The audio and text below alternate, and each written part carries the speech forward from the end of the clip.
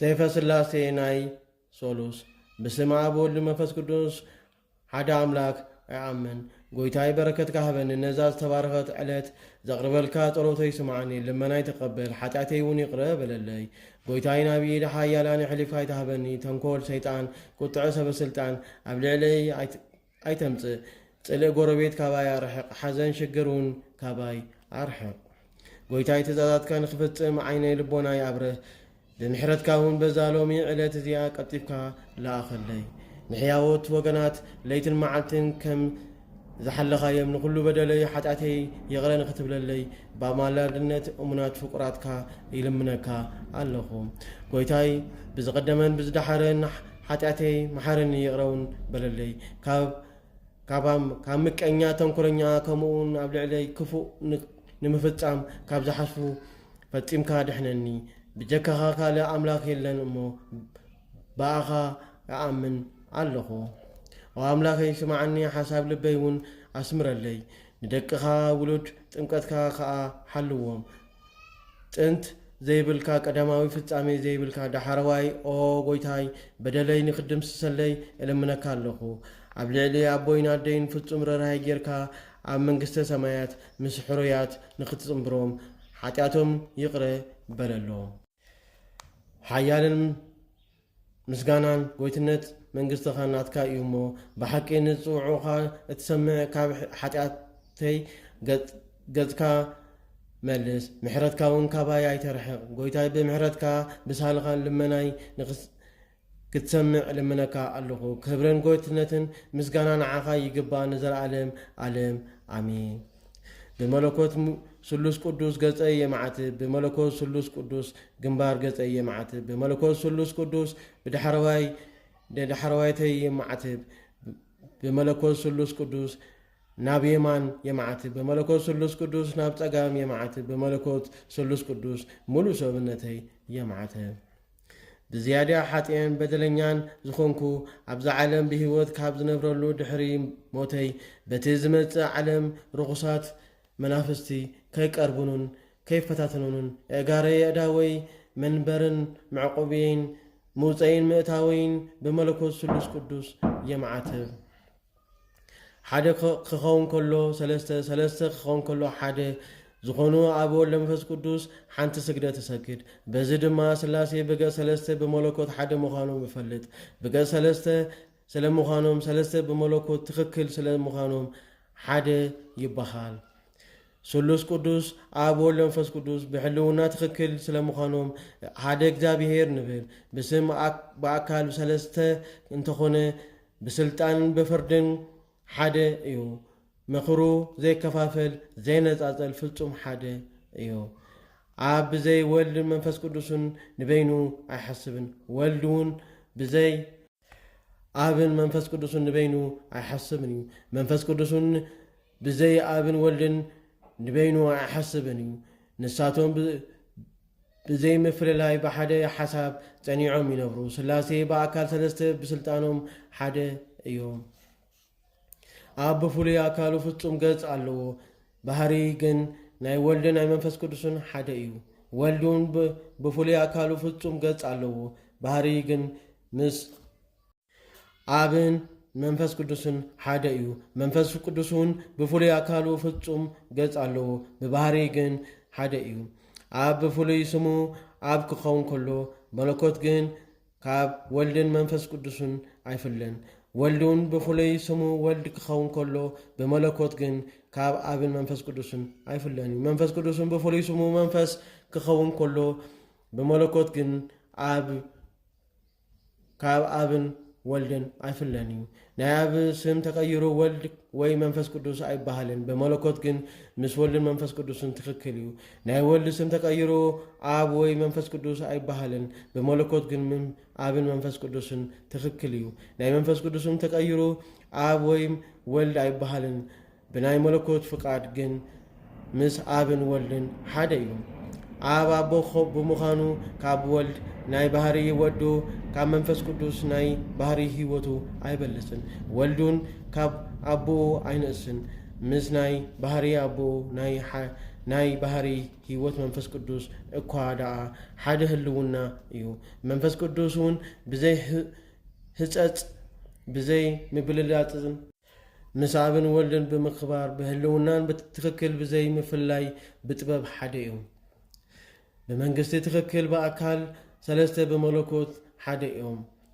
ናይ አብን ወልድን መንፈስ ቅዱስን ሰለስተነቶም ሓድነቶም ከምዚ እዩ ሰለስተነቶም ብናይ ትጓሃን መላእክቲ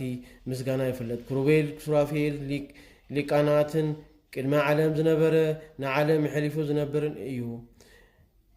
ናይ አማልክቲ አምላኽ ንሱ እግዚአብሔር ቅዱስ ቅዱስ በመባል ምስጋና ይግቦ እንዳበሉ በሓደ ቃል የመስግንዎ በዚ ምስጋና ድማ አርባዕቱ እንስሳ ንመላእክቱ ብምእዛዝ በሓድነት ንስላሴ የመስግኑ መንፈሳውያን ዝኾኑ ሱራፌልን ሰለስተነቱ ሓድነቱን ንምፍላጥ ሓያል እግዚአብሔር ቅዱስ ቅዱስ ተባሂልካ ትምስገን ናይ ጉትነትካ ምስጋና ኣብ ሰማይን ኣብ ምድርን ሙሉእ እዩ እንዳበሉ ሓያል ንዝኾነ አምላኽ ምስጋና የቕርቡ እነሆ ሰለስተነቱ ምስጋና ብዝቐርበሉ ግዜ ቅዱስ ኢልካ ብምስጋን ካብ ሰለስተ ኣይወርድን ኣይደይብን እዩሞ በዚ ናይ ምስጋና ቃል ሕልውና ስላሴ ይፍለጥ ንሕና እውን ከምኡ ንመለኮት ሰለስተ ንመስግን ዝተመስገነ ኣብ ልዑል እዩ ዝተመስገነ ወልድ እውን ክቡር እዩ ዝተመስገነ መንፈስ ቅዱስን ዓብይ እዩ እንዳበልና ንስሉስ ቅዱስ ንሰግድ ብሰለስተነቱ በፍጹም እናምልኾ ንዕኡ እውን ነመስግኖ ንዘለዓለም ዓለም አሜን አብ ወልድ መንፈስ ቅዱስ በገጽ ሰለስተ በባህሪ ሓደ እዮም በመንግስት ትክክል በአካል ሰለስተ በመለኮት በኩሉ ክእለት ሓደ እዮም ሰለስተ ፀሐይ ሓደ ብርሃን ሰለስተ ገጽ ሓደ አምላክ ካብ ፍጹም ሰለስተነት ብዘይ ምፍላይ ሓደ ቃል ሓደ ኣብ መለኮት እዩ ኣብ ምስ ዛረብ ምስ ወልድን መንፈስ ቅዱስን ብሓድነት ይዛረቡ ኣብ በወልድ ናይ ባህሪ ወዱ ብናይ ባህሪ ህይወቱ መንፈስ ቅዱስ ሓድነት ይዛረብ ወልዱን ብአብ ናይ ባህሪ አቦ መንፈስ ቅዱስ ናይ ባህሪ ህይወቱ ብሓድነት ይዛረብ መንፈስ ቅዱስን ብናይ አብ ብናይ ወልድ ሓድነት ይዛረብ ናይ አብ ቃል ምስ ወልድን መንፈስ ቅዱስን ሓደ እዩ ናይ ወልድ ነገሩን ምስ አብን መንፈስ ቅዱስን ሓደ እዩ ናይ መንፈስ ቅዱስን ነገሩን ምስ አብን ወልድን ሓደ እዩ አብ ምስ ትዛረብ ንሱ ወልድ በአብ ይዛረብ ወልድ ምስ ትዛረብ ንሱ አብ በወልድ ይዛረብ ናይ መንፈስ ቅዱስ ነገሩን ምስ ናይ አብን ወልድን ነገር ሓደ እዩ ንሱ ፍጹም አካሉ አምላክ ክኸውን ከሎ መንፈስ ቅዱስ ናይ አምላክ ናይ አብን ወልድን ናይ ባህሪ ህይወት ናይ እስትንፋስ እዩ ተባሂሉ ከም ዝተነገረ በመንግስቱን ካብ አብ ካብ ወልድ አይፍለይን ወልዱን ከም መንፈስ ቅዱስ ፍጹም ገጽ ክህልዎ ከሎ በመለኮት ግን ምስ አብን ወልድ መንፈስ ቅዱስን ሓደ እዩ ንሱ ቃል ወልድ አነ አቡን በአይ ህልውና ኮይና ንነብር ኢሉ ከም ዝተዛረበ ንሱ ናይ አብ ቃል ይበሃል ከምኡ ንቃል አካል ከም ዘለዎ ነአምን አቀዲሙ ወንጌላዊ ዮሐንስ ከምዚ ክብል ከምዚ መስከረ ቃል አቀዲሙ ነበረ ቃሉን አብ እግዚአብሔር ነበረ ቃል ድማ እግዚአብሔር ነበረ እዚ ድማ አቀዲሙ አብ እግዚአብሔር ነበረ ኩሉ ድማ ብኡ ኮነ ዝኾነ ኩሉውን ብዘይ ብኡ ዝኾነ የለን ህይወት አብኡ ነበረት እታ ህይወት ድማ ናይ ወድ ሰብ ብርሃን ነበረት ብርሃኑ ኸ ኣብ ጸልማት የብርህ ጸልማቱን ኣይርከቡን ኣይቀርቡን እዩ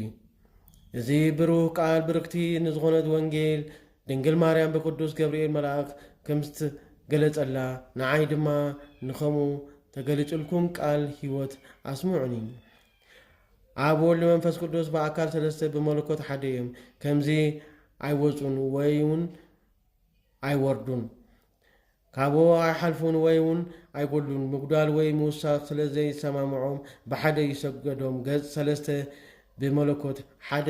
እዮም ቅድመ ዓለም ብዘይ ምጉዳል ብሓድነቶም በሰለስተነቶም ጸኒዖም ዝነበሩ እዮም አብ አቦ ብምዃኑ ካብ አብ ወልድ አይቀደምን ወልዱን ውልድ ብምዃኑ ተድሕሮ የብሉን መንፈስ ቅዱስን ካብ አብ ወልድን ቅድምና ወይ ተድሕሮ የብሉን ቅድሚ ኩሉ ዓለም ብሓደ ትእዛዝ ብሓደ ስልጣን ብሰለስተነቶም ዝነበሩ እዮም በመለኮቶም ሓሲብካ ንምዝራብ ዕምቆት ህይወት ንኽትምርምሮም ፈጺምካ ኣይከኣልን እዩ ጥንቲ ዘይብሉ ናይ ምንባር ቅድምና ዋናታት ስለ ዝኾኑ ብዘይገለ ፍለሊት ብሰለስተነቶም ህልዋን እዮም። ብዘይገለ ጉድለት ብትክክል ንዘለዓለም ዝነብሩ እዮም። ኣብ ወልድ መንፈስ ቅዱስ ኣብ ሓደ ዙፋን ዝነብሩ ህልውና ኣብ ካብ ህልውና ወልድ መንፈስ ቅዱስን ኣይፍለን። ህልውና ወልድ እውን ካብ ህልውና ኣብን መንፈስ ቅዱስን ኣይፍለን። ህልውና መንፈስ ቅዱስን ካብ ህልውና ኣብን ወልድን ኣይፍለን። ኣብ ብፍጹም ኣካሉ ህልው እዩ። እንተኾነ ግን ብኣራያ ብመለኮት ካብ ናይ ወልድን መንፈስ ቅዱስን ኣራያ ብመለኮት ዝተፈለየ ኣይኮነን። ወልዱን ብፍጹም ኣካሉ ብየማን ኣብ ህልው እዩ። እንተኾነ ግን ብስነ መለኮት ካብ ናይ ኣብን መንፈስ ቅዱስን ስነ መለኮት ኣይልወትን። መንፈስ ቅዱስን ኣብ ወልድን ህልው እንተኾነ ግን ብሕብረ መለኮት ካብ ናይ ኣብን ወልድን ሕብረ መለኮት ኣይፍለን። እምበኣር ስላሴ ብሓደ ናይ ጎይትነት ዙፋን ህላዊኦም እዚ እዩ። ነቢይ ከምዚ ክብል ከም ተዛረበ ከም ስርዓት መልከ ጸደቅ ንስኻ ንዘለዓለም ካህን ኢኻ ኢሉ ጎይታ ንጎይታይ ብየማን ንበር በሎ። እንሆ ናይ ስሉስ ቅዱስ ዝኾኑ ስላሴ ህላዊ ሓድነቶም በብክፍሉ ተረዲእና ኣሎና። በዚ ናይ ቅዱስ ስላሴ ህልውና ኣነ ኣገልጋሊኹም እምህፀን ነፍሰይ ስጋይን እምህፀን ብስሉስ ቅዱስ ኣብ ዘይደርቅ ባሕሪ ምሕረት በብግዚኡ በብሰዓቱ ከጥምቀኒ ንዘለዓለም ዓለም ኣሚን። ናይ ኣብን ወልድን መንፈስ ቅዱስን የቕሬቶም ሓፍቲ ረድኤቶም ምስኩልና ህዝበ ክርስቲያን ንዘለዓለም ጸኒዑ ይንበር ኣሚን። ተኣምር ናይ ሶሉስ ናይ ኣብን ናይ ወልድን መንፈስ ቅዱስን ተኣምራቶም እዚ እዩ። በረከት የቕሬቶም ምሕረቶም ንምሳና ይሃሉ ንዓለም ዓለም ኣሚን። ካብ ዕለታት ሓደ መዓልቲ ኣብ ወልድ መንፈስ ቅዱስ ኣብ ውሽጢ ጽርሓ ኣርያም ኣተዉ። ኣብ ልዕሊ መንበሮም እውን ይዕረፉ። ናብዝን ናብትን ድማ ተመልከቱ። ረኣያ እዚኣ ዕለት እዚኣስ ባዕለያ በዓል ወልድን ወደይን በዓል መንፈስ ቅዱስን እያ። ንዘኽብራ ሰብ ከምኡ ዝኣመሰለ ኣይረክብን። ኣብ ሰማይ ይኹን ኣብ ምድሪ ሓዘን የብሉን። ሓጠጥኛሲ ናብ ዕረፍቲ ይወፁ። ኣብ ኣርያሙን ፍስሓ ይኸውን። እዚኣ ክብርትን ቅድስትን ብዝኾነት ዕለት ኣብ ዕለተ ትንሣኤ ኮይና እያ። ንብዙሕ መዋዕል እውን ዕድሚኡ ክነውሕ እዩ። ግዜ ሞቱ ምስ በጽሐ እውን ቅድሚ ሞቱ 7 መዓልቲ ምስ ተረፎ ሓጢኣቱ ንኸሓፅበሉ ናብኡ ክንመጽእ ኢና። ኣንቱም ዓይሹ ሰባት ኣዝማና ክትኾኑ መንግሥትና ክትኮርሱ ነዚ ዘረባና ኣስተውዕሉሉ። ኣብ ከምዚ በለ ነፍሱ ምስ ትወፅእ ኣነ መጽእ ብዝማነይ ጸሬ ናብ እሳተ ባሕሪ ኣሳጊሬ መንግሥተይ እውን ኣውሪሴ ኣብ ርእሱ እውን ኣኽሊል ኣንቢሬ ምሳይ ከንብሮ እየ ንዓለም ዓለም ኣሚን። ኣምላኬ ሆይ ብሰላማ ጀሚርካ ብሰላም ስለበጽምካና ክብሪ ምስጋና ንዓኻ ይኹን። ቅዱስ ወድኻ ንሳት ምሳብ ጽሊሉ ግዜ ከምዚ ኢልኩም ጸልዩሉ ከም ዝማረና ነቲ ገናና ሽምካ ከምዚኢልና ንጽዋዓካ ኣለና። ኣብ ሰማያት ትነብር ኣቦና ስምካ ይቀደስ፣ መንግሥትኻ ትምጻእ፣ ፍቃድካ ከምቲ ኣብ ሰማይ ከምኡ'ውን ኣብ ምድሪ ይኹን። ንዕለት እንጀራና ሎሚ ሃበና፣ ንሕና ንዝበደሉና በደሎም ከም ንሓድገሎም በደልና ሕደገልና፣ ካብ ክፉ ኣድሕነና እምበር ኣብ ፈተና ኣይተእትወና፣ መንግሥትን ሓይልን ክብርን ዘለዓለምና ናትካ እዩ እሞ ኣሚን። ኦግስቲ ማርያም ብናይ ቅዱስ ገብርኤል መልኣክ ሰላምታ ሰላም እብለኪ፣ ብሕልናኺ ድንግል ኢኺ፣ ብስጋኹን ድንግል ኢኺ፣ ኣደ እግዚኣብሔር ጻብኦት ጎይታ ሰራዊት ሰላም እብለኪ ኣለኹ። ንስኻ ብኣንስቲ ብርኽቲ ኢኺ፣ ፍረ ከርስኹም ብሩኽ እዩ። ኦ ምልዕተ ጸጋ እግዚኣብሔር ምሳኺ እዩ። ኦ ፍልሰቲ ደስ ይበልኪ። ሓጢኣትና ክስረየልና ናብ ፍቅር ወድኺ ኢየሱስ ክርስቶስ ጸሊኺ ምንታና ምሕረት ለምንልና ኣሚን።